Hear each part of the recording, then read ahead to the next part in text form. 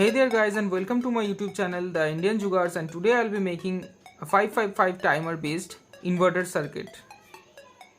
So guys, I will be using this breadboard to build the circuit because I don't have any cork board right now. So let's start. For this build we need a N-channel MOSFET, a 555 timer IC, a 0.1 microfarad capacitor, ceramic capacitor, two 10K resistors, quarter watt each, indicator LED with a 630 ohm resistance, and some jumper wires, and also a 12 volt to 220 volts transformer. So let's start. Before starting this actual build, I will be explaining the circuit to you on a piece of paper.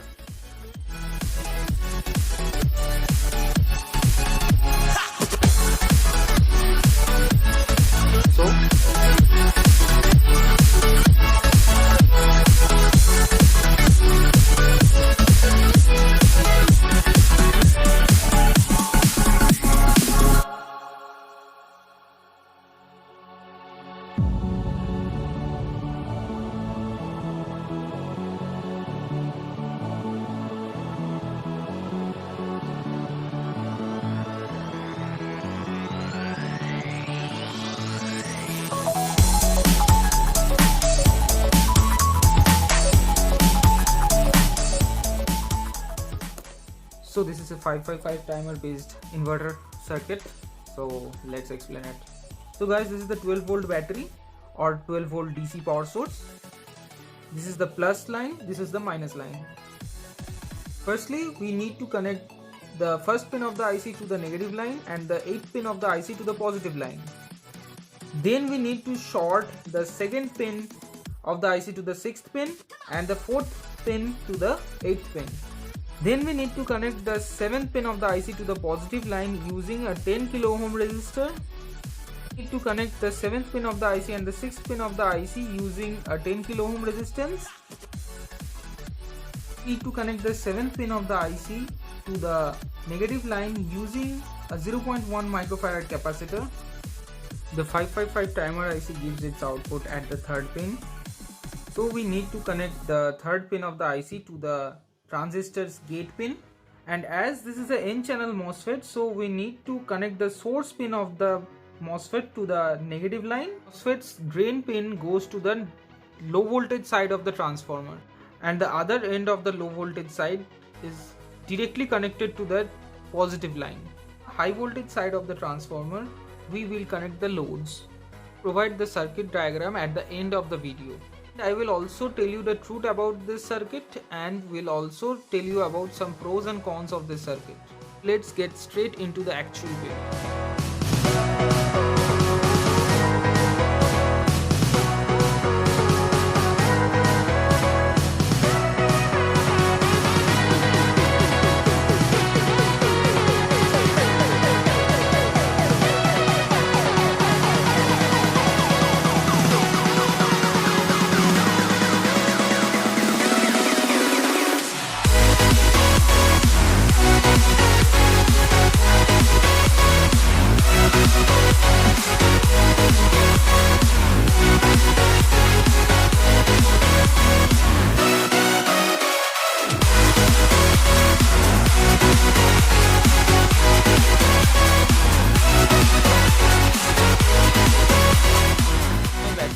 Charged right now, so I will be using a 12 volt power supply. This is the 12 volt source. So guys, before connecting the load, I will be connecting this 5-pin socket at the output of the transformer.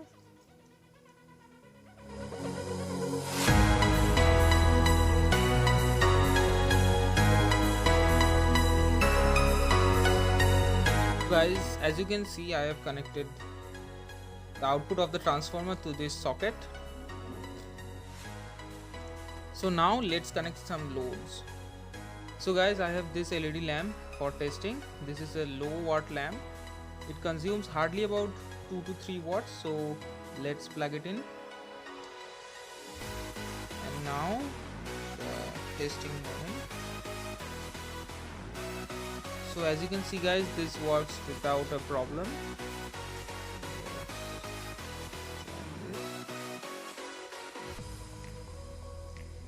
So as you can see, it works like a charm.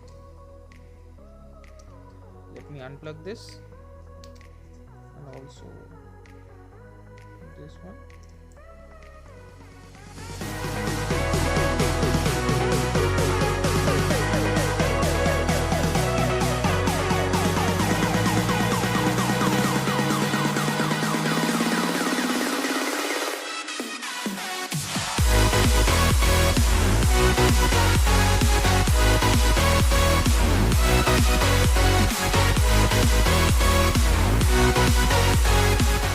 Now I will be plugging my soldering iron to this to show you if that works or not. This is my soldering iron, so let's plug it in.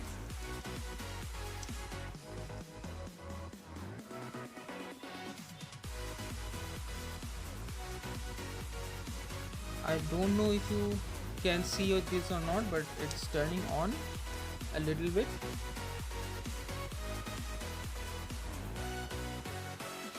Let me turn this on. So I hope you can see this.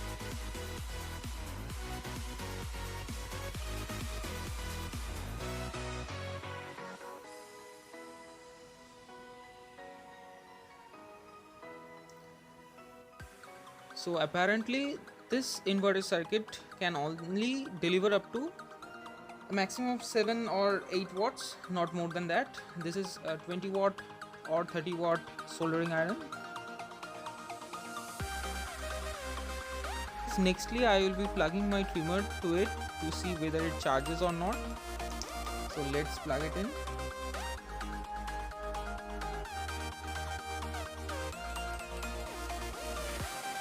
Yes, it charges, as you can see.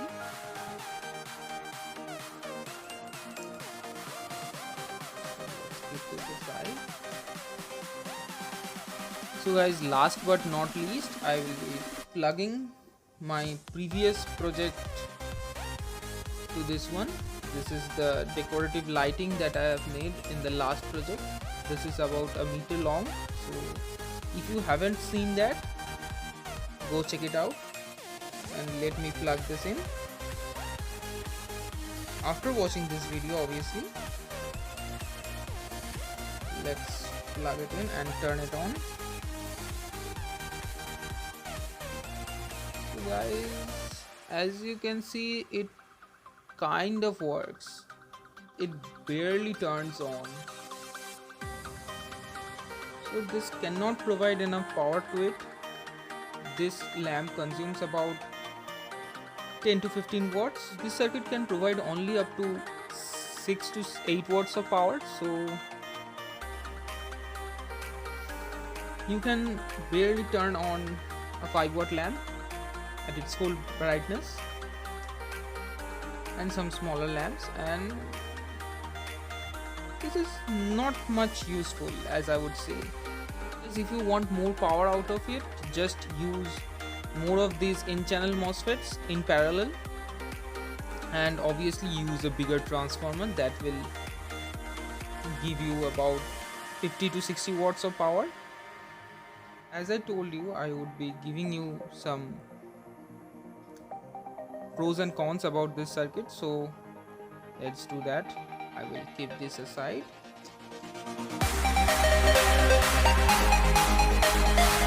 So guys, now the truth about this circuit, so let's get back to the copy. So guys, as you can see, this is a transistor and it turns on when the IC outputs a signal.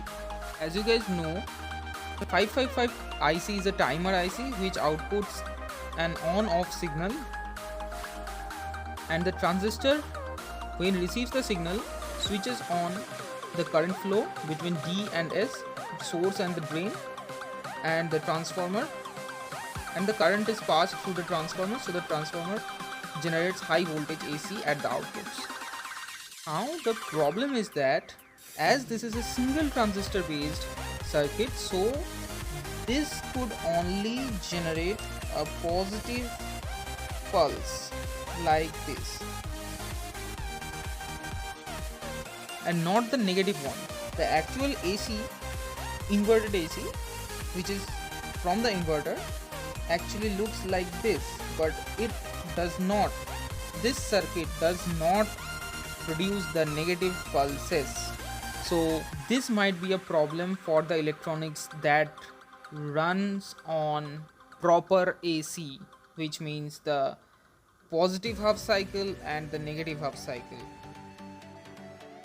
Regular light bulbs like this and even the incandescent ones runs on it without any problem. Wall adapters, phone chargers, etc. and some small electronics, they also don't have any problem to run on this positive half cycle only, because it is 220 volt at 60 Hz, but this is not pure AC. I will not recommend you running some high power electronics or some sophisticated electronics on this circuit, because this positive half cycle might harm your electronics. Like, you should not plug in your TVs or laptop chargers or some expensive electronics on this circuit because of this positive half cycle AC. You should not plug in your fans, motors, etc. to this circuit because they don't like this waveform. They are inductor based loads and this waveform may damage them. Now some pros and cons about this circuit.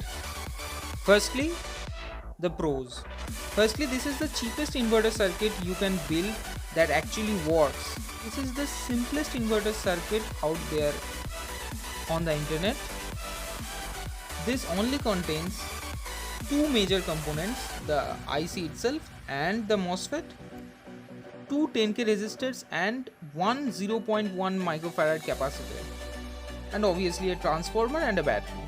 This is very simple to make, especially for beginners. It is actually good for beginners. They can easily build it up and use it also for powering some low power electronics. And now the cons. There is only one major con about this circuit, and that is this circuit makes the positive half cycle of the AC only, not the negative half cycle. So this might damage your electronics. The problem can be overcome by using another transistor to complete the negative half cycle of the waveform. Don't worry, I will be making that circuit soon.